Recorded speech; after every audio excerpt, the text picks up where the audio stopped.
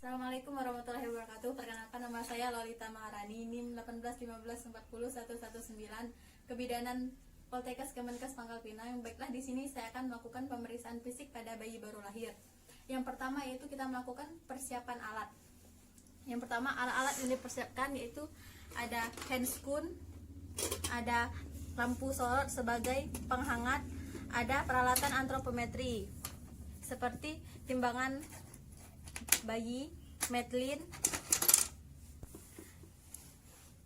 Baiklah, selamat menyaksikan. Baiklah, setelah melakukan persiapan alat, selanjutnya kita akan melakukan pemeriksaan antropometri seperti lingkar kepala, lingkar dada, dan lain sebagainya. Setelah itu kita akan mendekatkan alat. Setelah mendekatkan alat, kita akan melakukan cuci tangan 6 langkah.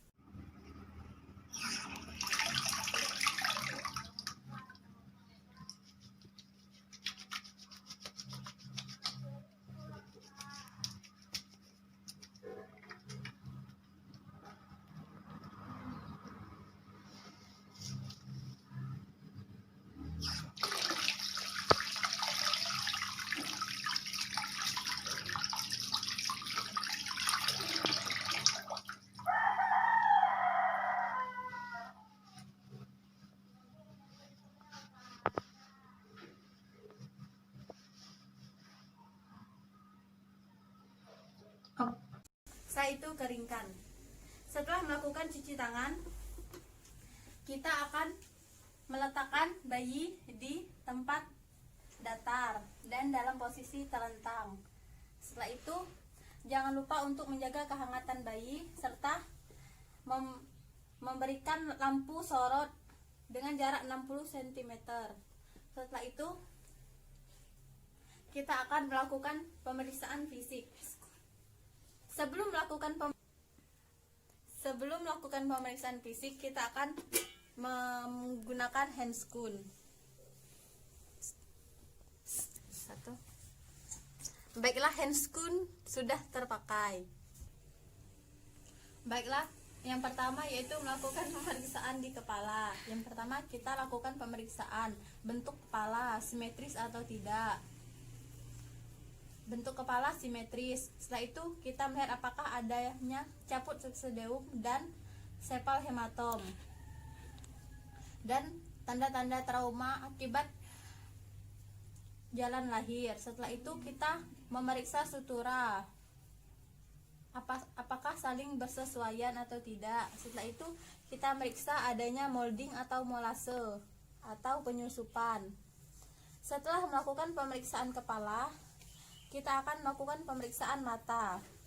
Yang pertama, lihat bentuk mata apakah simetris atau tidak. Setelah itu kita melihat apakah adanya katarak kongenital. Setelah itu kita akan melihat mata apakah strabismus atau juling atau tidak. Setelah itu kita melihat apakah adanya perdarahan pada konjungtiva. Setelah itu kita lihat apakah adanya pus atau tidak. Mata normal. Setelah itu kita lakukan pemeriksaan hidung. Yang pertama kita lihat pernafasan cuping hidungnya. Setelah itu kita lihat epikanthus atau lipatan kulit vertikal pada sisi hidung. Setelah itu lihat septum nasi atau sekat yang memisahkan kedua rongga hidung di bagian tengah. Didapati hidung normal. Setelah itu kita melakukan pemeriksaan mulut. Kita lihat atau inspeksi mulut apakah simetris atau tidak. Setelah itu kita lihat apakah adanya labia palatoskizis atau labioskizis. Setelah itu kita lakukan pemeriksaan pada telinga. Kita lihat bentuk telinga. Setelah itu kita lihat posisi telinga dengan cara menarik garis hayal pada bagian sudut mata secara horizontal ke arah tepi atas ujung telinga. Posisi telinga normal. Setelah itu kita akan melakukan pemeriksaan fisik di leher, yaitu dengan mempalpasi leher dengan menggerakkan jari ke sekeliling leher. Kita melihat apakah adanya pembengkakan atau tidak. yaitu pembekakan tiroid, vena jugularis, dan pembengkakan limfe. Setelah itu kita melakukan palpasi pada klavikula. Hal ini dilakukan untuk melihat apakah adanya fraktur atau tidak di klavikula. Setelah melakukan pemeriksaan klavikula, kita akan melakukan pemeriksaan pada tangan, yaitu luruskan kedua tangan dan bandingkan. Setelah itu kita melihat jumlah jari, apakah polidaktili ataupun sindaktili. Ternyata jari bayi 10, tidak polidaktili dan tidak sindaktili. Setelah itu kita akan melakukan pemeriksaan pada dada. Yang pertama, kita periksa kesimetrisan gerakan dinding dada saat bayi bernafas. Setelah itu lihat retraksi interkostal antar tulang rusuk. Setelah itu kita inspeksi atau kita lihat puting susunya. Kita lihat alveolarnya transparan atau tidak. Didapati di bagian dada normal. Setelah itu kita melihat bagian abdomen bayi. Di sini kita akan melihat apakah adanya perdarahan pada pusat bayi. Selama melakukan pemeriksaan fisik, jangan lupa untuk tetap menjaga kehangatan bayi. Setelah itu kita akan melakukan pemeriksaan di genitalia. Pada laki-laki didapati ukuran panjang penis kurang lebih 3 cm. Setelah itu lihat apakah ada lubang uretra atau tidak. Setelah itu pastikan adanya femosis. Setelah itu kita palpasi skrotum, apakah testis sudah masuk ke dalam kantong skrotum atau belum. Sedangkan pada bayi perempuan kita akan melakukan pemeriksaan, yaitu periksa pulpa dengan cara membuka labia secara perlahan untuk memastikan adanya klitoris atau tidak, orifisium uretra atau tidak, dan lubang vagina. Setelah itu kita lihat apakah labia minora sudah tertutupi oleh labia mayora. Setelah melakukan pemeriksaan genitalia, kita akan melakukan pemeriksaan pada tungkai atau kaki. Di sini kita akan melihat kaki simetris atau tidak. Setelah itu kita akan memeriksa panjang kedua kaki dengan cara meluruskan, lalu bandingkan apakah kedua kaki simetris atau tidak. Setelah itu kita akan memeriksa adanya fraktur atau tidak dengan melakukan tes ortolani. Tes ortolani yaitu dengan cara menekukkan kaki bayi ke arah bayi.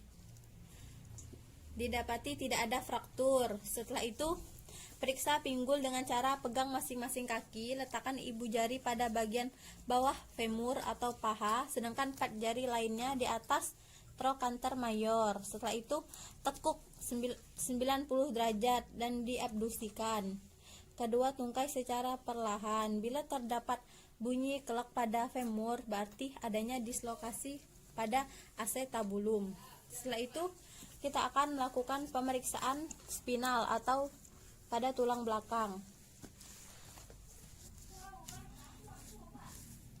Kita akan melihat apakah adanya spina bifida atau tonjolan pada belakang bayi, pada punggung bayi. Setelah itu kita akan memastikan adanya sphincter ani. Untuk memastikan sphincter ani cukup menunggu sampai bayi buang air besar dalam waktu 24 jam. Setelah itu tidak perlu memasukkan jari ke dalam anus bayi. Setelah itu kita akan memeriksa warna kulit bayi. Lihat apakah warna kulit bayi kemerahan atau tidak. Lihat apakah ada sianosis atau tidak. Lihat apakah ada ruam ataupun memar-memar pada kulit bayi. Setelah itu kita akan mengecek refleks bayi baru lahir. Yang pertama yaitu refleks Moro. Refleks Moro yaitu adalah refleks terkejut, yaitu dengan cara menepukkan tangan di depan bayi. Jika bayi terkejut, artinya refleks moronya bagus. Setelah itu refleks routing atau refleks mencari dengan meletakkan jari di samping mulut bayi. Jika mulut bayi mencari jari, maka refleksnya bagus. Setelah itu ada refleks swallowing dan refleks sucking. Refleks sucking dan swallowing yaitu bisa kita lihat dari pada saat bayi IMD dan berhasil menyusui.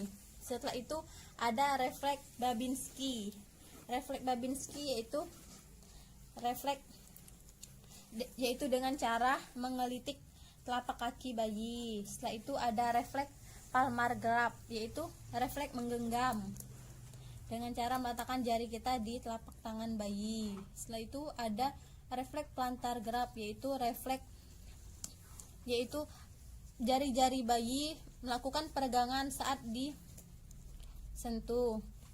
Setelah dilakukan pemeriksaan, kita akan merapikan bayi dan tetap menjaga kehangatan bayi.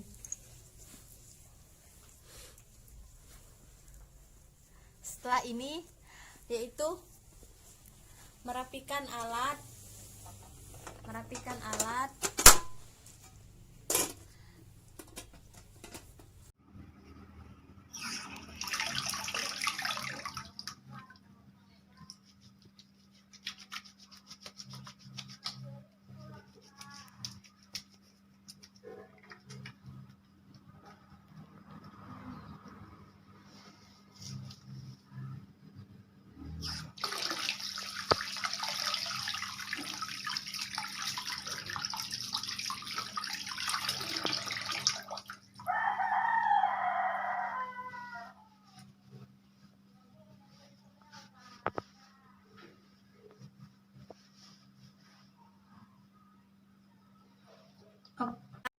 Dan terakhir dokumentasi. Terima kasih.